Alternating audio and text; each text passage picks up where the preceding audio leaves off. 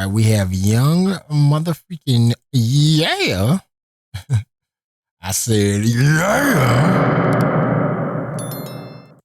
We doing Nintendo faced backlash after charging 90. I literally just made a video recently talking about this. I'm like, Nintendo doesn't change their price tags on their games ever. And if they do, it's like rare as hell.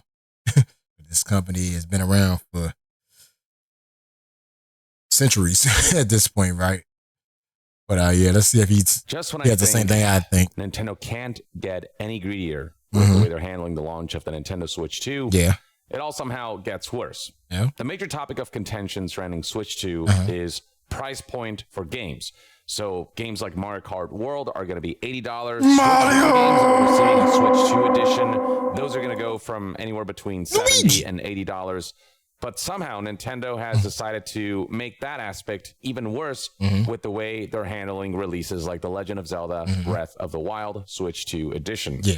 Recall that during the Nintendo Direct, there was no information in regards to price point. They talked about the release date, the fact that upgrade packs will be sold separately, and also that there will be Switch 2 editions that include the upgrade packs, but nothing in regards to price point. And that's something that I found incredibly. They do that shit deliberately. That's why.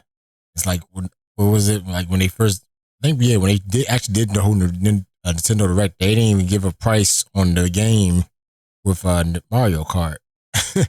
You look it up and you see that $90. Like, oh, what? Disclose information like 80, this. 90. It means that they know backlash will be generated, and that is indeed what happened when people found out about the price point of games. That's why they ain't do it. Accessories will be more expensive, so on and so on. You know how you gotta be a piece of shit to do that though? You know, it's like, yeah, man, we got the Switch 2, boys. Hook it up, baby. And you like, wait, where's your price at? And then you just like, oh man, hook it up, baby. Switch 2, motherfucker. And they just walk out the door. You're like, huh? What's the price though? That's how it look like.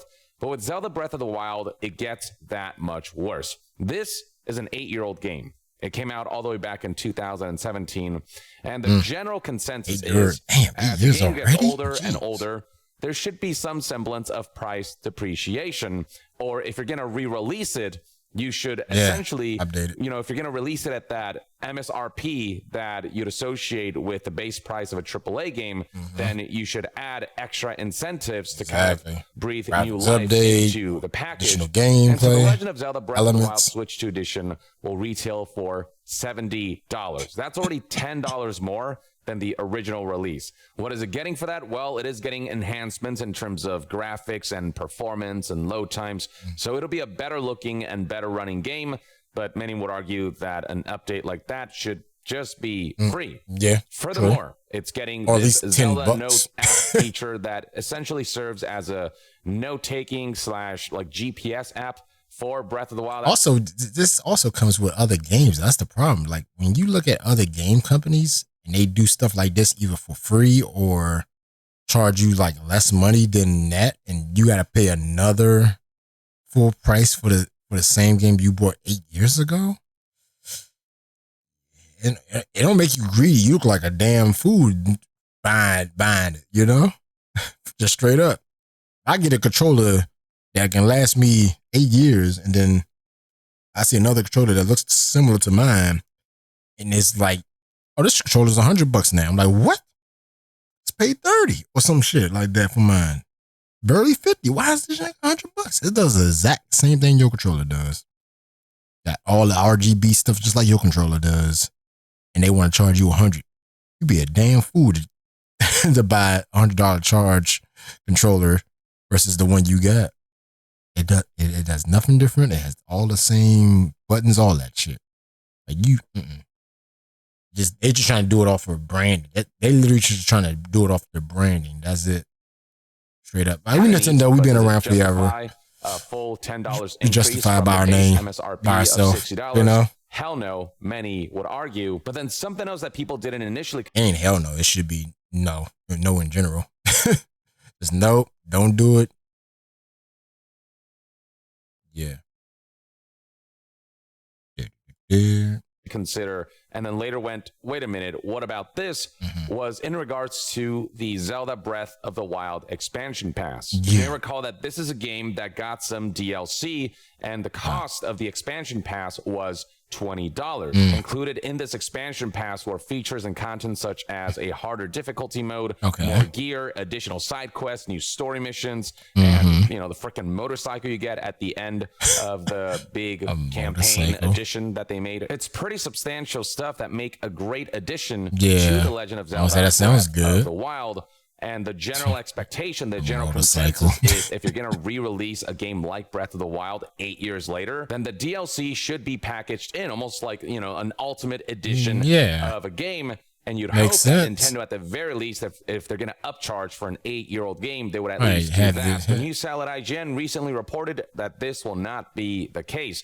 They confirmed. That is so stupid. The game been out for 8 years. You add the DLC expansion. That is terrible. Terrible.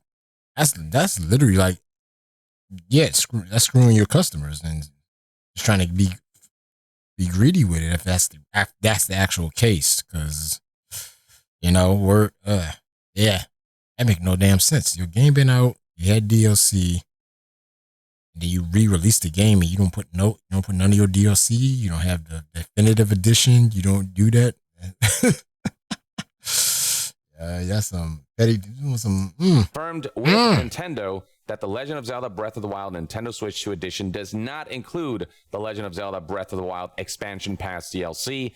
That DLC is available as a separate purchase. No. So what that means, ladies and gentlemen, is if you effectively want the full Breath of the Wild experience on the Nintendo Switch 2, you'll be shelling out a whopping $90, which is not only the most expensive AAA game that has been released, it's also an 8-year-old game that started at an MSRP of $60, and that price point has gone up to $90. Now, you could argue that original Breath of the Wild.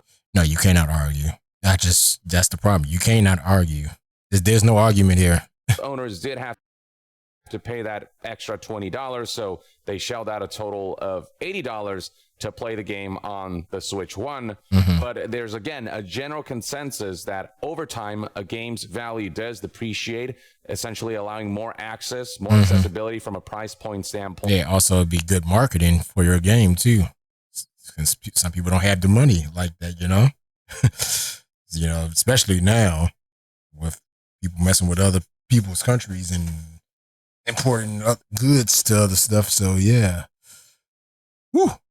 But anyway, that stuff is so that's like some EA shit, That's like some EA, like making you sign up for a damn play an EA account just to play like Mass Effect or get like DLC if you don't have an EA account or something. Some shit like that, Like what PlayStation try to do with Helldivers, But you can't play our game in this country no more unless you have a PlayStation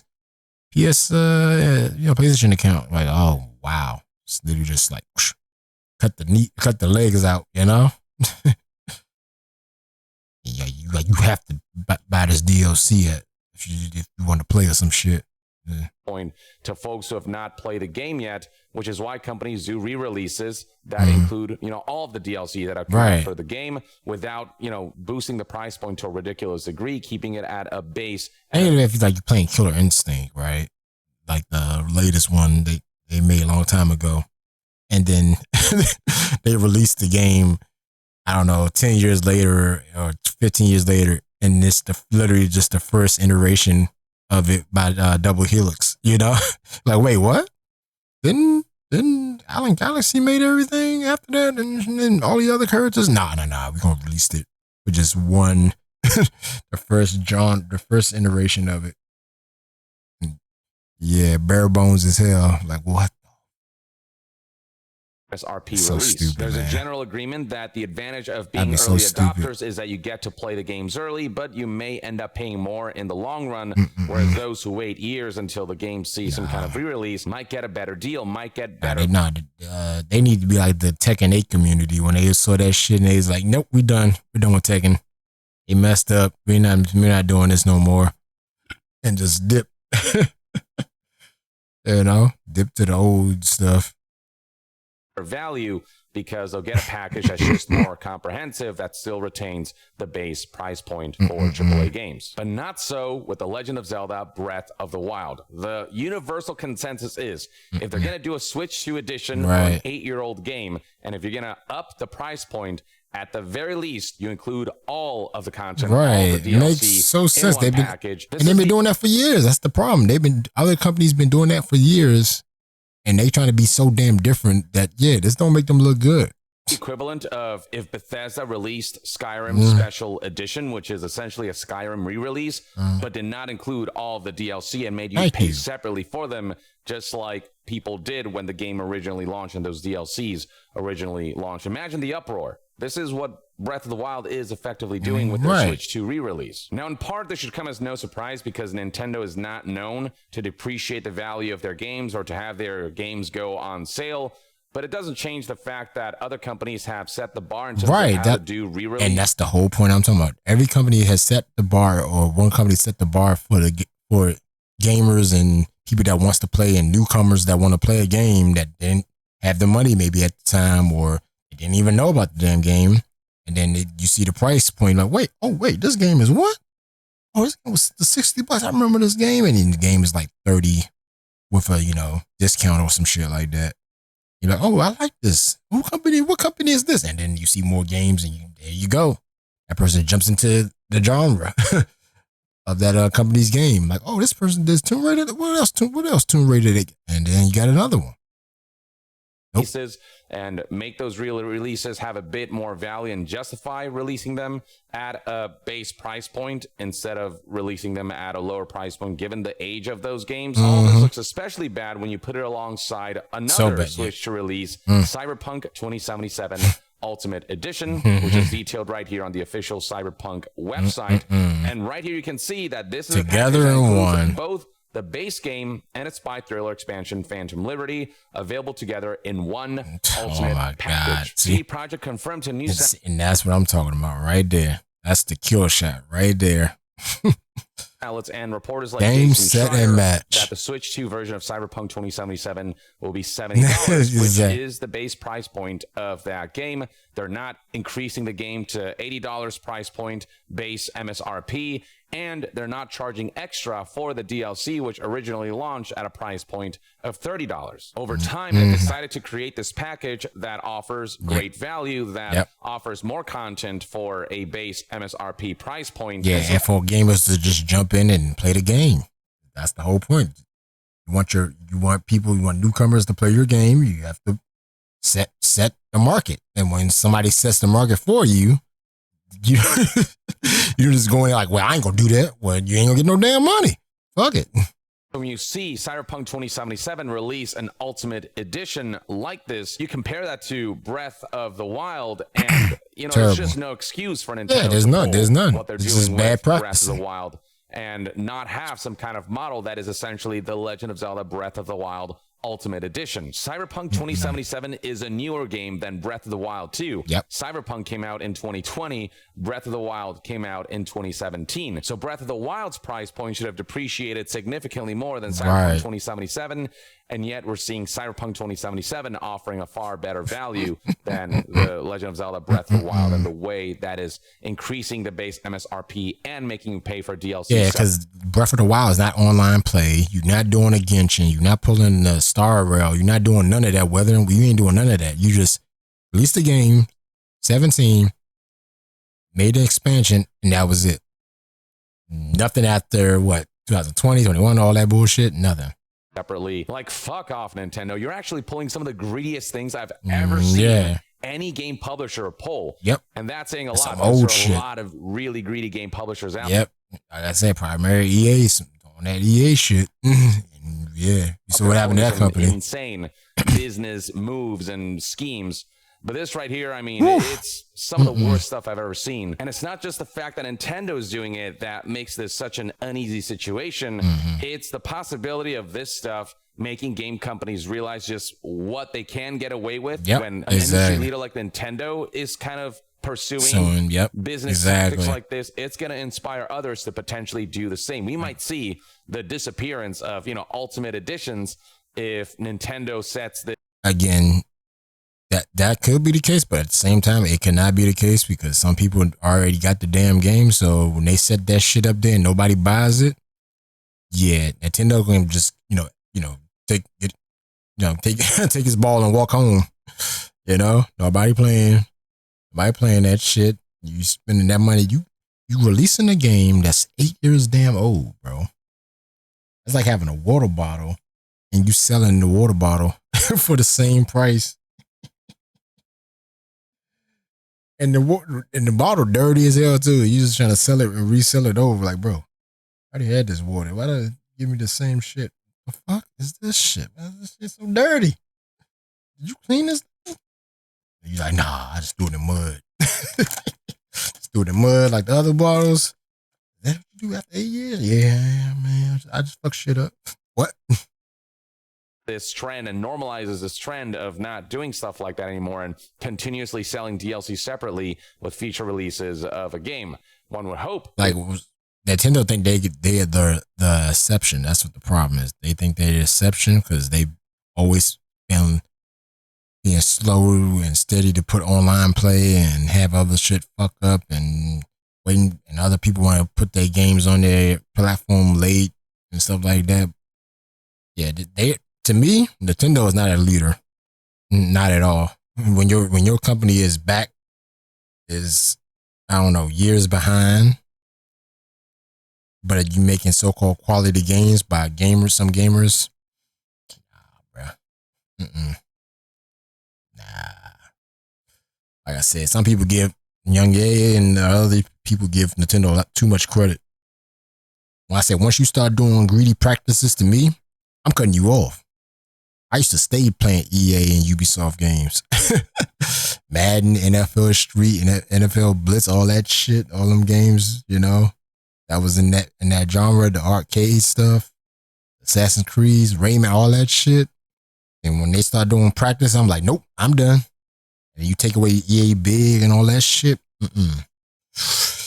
Yeah, boy, I ain't playing that bullshit. Because the backlash would be immense, but Nintendo seems to think they can get away with it, and we'll see. Sooner or later, the veneer will wear off with gamers, especially when a really good game come out or a game people play all the time. And like I said, when they see a Genshin Impact or what was one like, was it Fortnite or something like that or whatever, Alien Isolation type shit, another one, when they get that good game, that pops out, pop up and pops off, they ain't gonna run for that game. They gonna play them other old games. Like, I already played this game. Let me go back to that. The level of backlash is enough for Nintendo to, I don't know, pull back a little bit on some of their aggressive pricing. But yeah, there's just no they gotta learn the hard way. How Nintendo's doing things versus how CD Projekt is doing things when it comes to releasing old games on the Nintendo Switch 2. And look, at the end of the day, consumers will decide, what these games are worth, how much money they're willing to spend on video games. But I figured for those who had plans to engage with that 90 price point or whatever, that ain't gonna fly. Sooner or later, that's going. Because I think they tried that back in the day and that flopped. So I'm expecting the same result. Switch 2 ecosystem, you should be aware of how much you might end up spending over the long term by being aware of some of the costs that Nintendo was not very direct about in their Nintendo Direct. I think it's utter horseshit what Nintendo is doing here, especially amidst the current economic state, especially when wages have not kept. You said it right there. Horse. Yep. That's right. Up with inflation, and when inflation's probably going to get worse than ever with all of the tariffs happening, and the potential ramifications of that and the potential depression the economy might see and go through soon. So Nintendo not only picked the worst time to be greedy, the greed itself is among the most egregious. That's what I'm saying. You picked the worst time to do that, and then you do that scummy thing. You don't show the price at all in your Direct. Yeah, man. Bro, they trying to get it before everything goes to shit. I mean, it's probably gonna go to shit in maybe April and May. And then it could really pop off in June, which when it comes out. I don't know if did they push back on it already? I don't know. I don't remember. I think I heard they said it, but I don't know for sure. I've seen a game company poll. But damn. It's the kind of greed that will. Yeah, they gotta learn the hard way, man. That's all I gotta say. Will set they probably still won't learn the damn thing. That will be detrimental to consumers who will be spending a lot more on gaming because gaming has just become that much more expensive. And Nintendo's leading the charge on that. Or at the very least, that's one man's take. Again, once people see that game and that price, and then somebody plays that game and they say it's good, and then another person plays that game and says, I already played this game. This is F, blah, blah, blah. I value wait it out or don't spend your money, or somebody just come out and flat out and say, this is too damn much. It's messing with my bills and other stuff I got to do and food. Yeah, no, they're not spending that money. They're not damn spending that money worth shit. But yeah, good video, Young. That's something that I probably would have said too. Greedy, scummy, old EA tactics from Nintendo. Very old tactics. And you got other companies that leading the charge like CD Projekt. They might have messed up at the beginning, but they got their shit right.